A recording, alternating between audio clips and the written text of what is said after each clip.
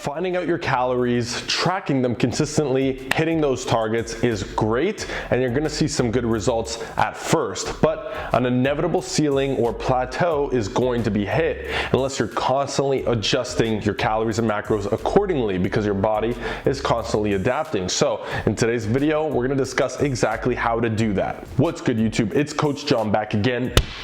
Repping Beyond the Iron, where I drop weekly fitness content helping you get your goals faster and more enjoyably. So if you are looking to do that, which something tells me if you're on here right now you are, make sure you hit that subscribe button, hit the notification bell, and hit the like button for me right now before we dive in. One last thing before we do is, if you're interested in fat loss and going into depth about exactly how to achieve it, you can check out my free fat loss case study video in the link down below. If you're interested in muscle gain, I've got my muscle gain programs there as well.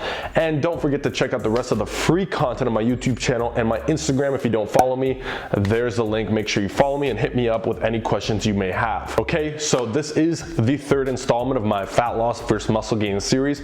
In this one, we're not going to be talking about one thing versus another, or if one is effective to another, but instead we're going to talk about how to adjust calories consistently to see progress and results in both fat loss and muscle gain. Now, I'm not going to be talking about how to adjust macronutrients specifically. That'll be another video, so stay tuned for that one. This one's going to cover calories in general. So with that said, fat loss wise is what we're going to start with. Remember, with fat loss, obviously we need to achieve that deficit right off the bat. So once you find your maintenance calories, you've hit a deficit, okay? Or let's say maybe a coach gave you calories to get you into a deficit, or however it is that you started off in a deficit, that's your starting point. Now, hopefully, assuming that you're tracking your body weight, eventually your body weight's going to come down and start to kind of stall out. This is what we know of as a plateau or as a ceiling. Once you hit that, this is a great indication that it's time to adjust your calories to keep moving forward. So the question is, how do you do that? Well, it's obviously never a black and white answer, but I found a very good general approach is, if you're going to cut calories down, to do so by looking at about 5% of your total calories to be cut.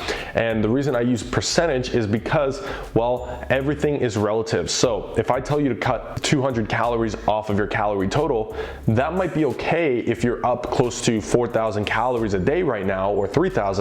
But if you're down to about 1,500, 200 calories of that is actually a pretty big percentage that could set you in too much of a deficit too fast. So 5% seems to be a pretty good rule of thumb, or somewhat of a guide, if you will. And if you notice, I said if you decide to cut calories, because remember, cutting calories is only one of the two ways to continuously get into a deficit. The other way is by increasing cardio, or increasing calorie expenditure via cardio, which is the simplest way to do it in this case. So if you're factoring that in, you may, instead of, let's say you're at 3,000 calories, you want to drop by 5% because you've stalled out. And by the way, you need about 4 to 5 days to really see on the scale if you have stalled out in your weight loss progress.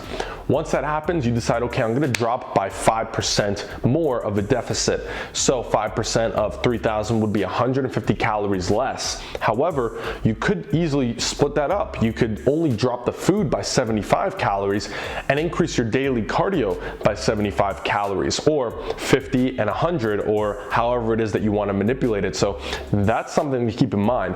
The point is that you need to consistently create a new deficit every time your body starts evening out or slowing down beyond a rate that you wanted to lose that fat at. So for example, if you want to lose that 2 pounds a week and you've slowed down to 1 or half a pound a week, you can consider that a plateau in that regard, and that would adjust from there. So how often do you adjust? Essentially exactly when you hit this plateau, or when you start to recognize that you haven't made much progress in the last 4 to 7 days. So you need that amount of data to actually know that the amount of calories you're eating right now isn't getting you in a deficit anymore. And obviously we need to assume that you're actually tracking those calories accurately. If you're not tracking calories at all of a sudden, and your body weight stalls out, well, you can't accurately say that the calories you were at before is the reason you stalled out, because who knows how many calories you were hitting in that time that you were stalling out. I hope that makes sense. So very straightforward when it comes to fat loss. Remember, macros can be adjusted differently as you go.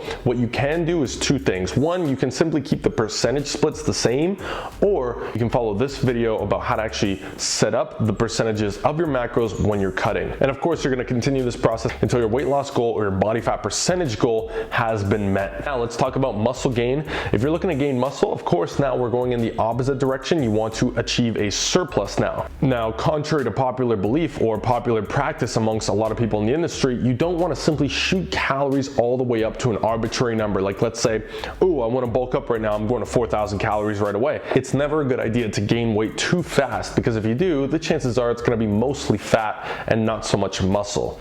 Trust me, I've been there. So the key here is to essentially take it as you would a cut. You want to stay conservative and you want to gain slowly. And as you're gaining slowly, you plateau a bit, boom, you're going to increase again. You plateau a bit, you keep increasing in proportion to your weight gain. And making sure that you understand that weight gain is typically, almost always, a much slower process than fat loss is. So whereas you can lose 2 pounds a week on the weight loss side of things and be okay, gaining 2 pounds a week on the muscle gain side of things, especially for natural, is probably going to spill over, meaning you're going to be gaining too much fat. With that said, it's essentially the same process but the other way around. Again, you can increase by about 5% calories every time you hit that plateau, and just continue on going slowly and controlled, making sure you're as accurate as possible to keep progressing slow, steady, but properly. You're going to notice that if you do that, track and increase weights in the gym, in other words, boost performance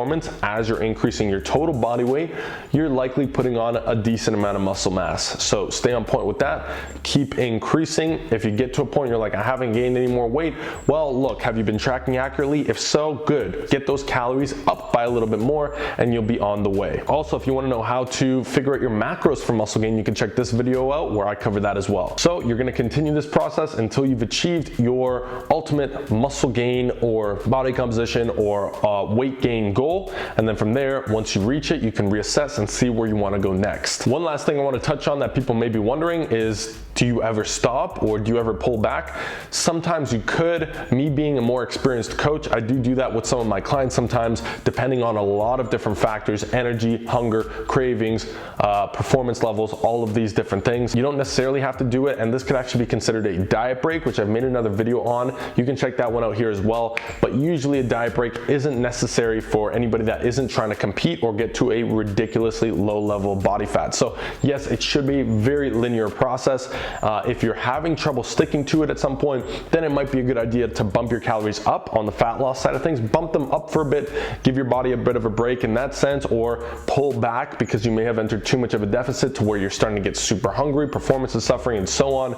You can also just cardio instead in that regard.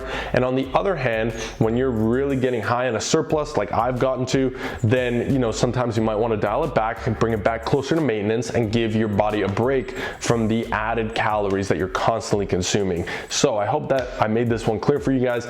If you enjoyed it, if you learned something, hit the like button below. Don't forget to share with your friends.